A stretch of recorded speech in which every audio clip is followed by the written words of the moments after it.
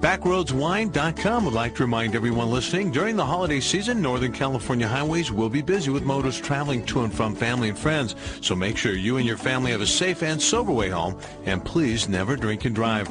Brought to you by Backroadswine.com, serving Livermore and Bay Area wineries and consumers with information regarding tasting room locations. Backroadswine.com is a premier Livermore Valley wine advocate, uniting wine growers, producers, and wine consumers with the latest Valley happenings and events throughout the website and digital media. That's Backroadswine.com, wishing you and your family a safe and happy holiday season.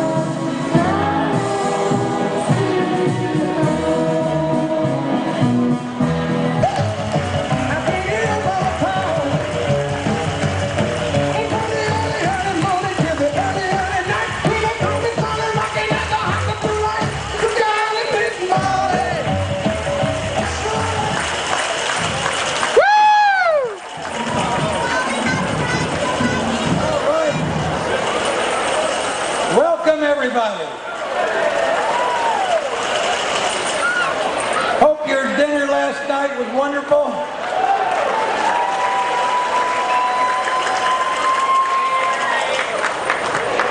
And for those that could make it,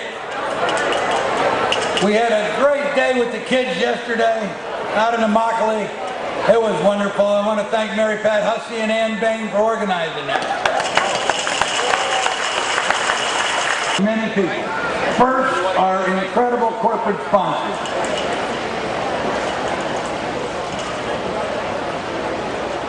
The trustees of the Naples, Karen and Fritz Hatton, Thomas Duro, Christian Seeley, Florence and Daniel Caviar, Daphne Glorian, Ann Colgan, Marguerite, Timothy, and Carissa Mondavi, Grace and Ken Evanstad, Erwin Faverly, Peter Figge, Giovanni Monetti, Valerie Boyd and Jeff Gargiulo, Ann and Dick Brace, Deborah and Bill Harlan, Michelle Chapoutier,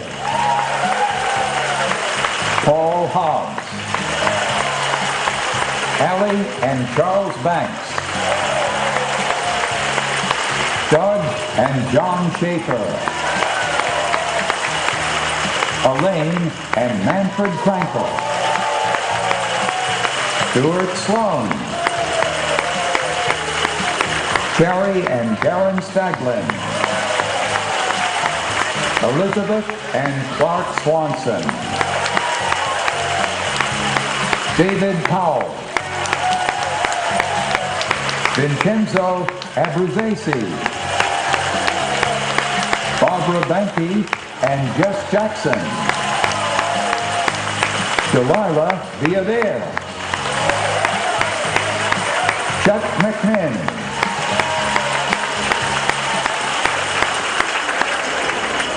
thank you.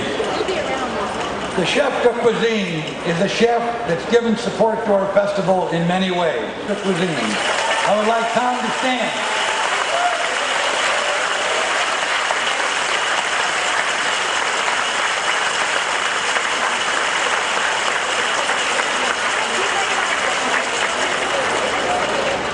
We added a sweet touch to the festival this year with our honored chocolatier, Norman Love. I would like to thank Norman for providing his delicious chocolates to our event all through the weekend.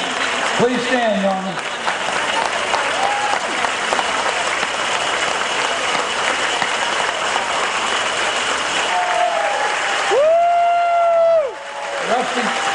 Rusty told me yesterday that he went to the first Meet the Kids Day and there were only 10 people that showed up. So it's quite a difference to yesterday. And also Judge Judy. She's been a tremendous supporter and we appreciate you.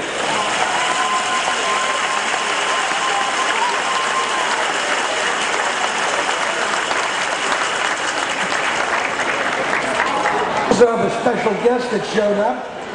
That is the best female golfer I know. We want to welcome Annika Sorenstam. Stand up, Annika.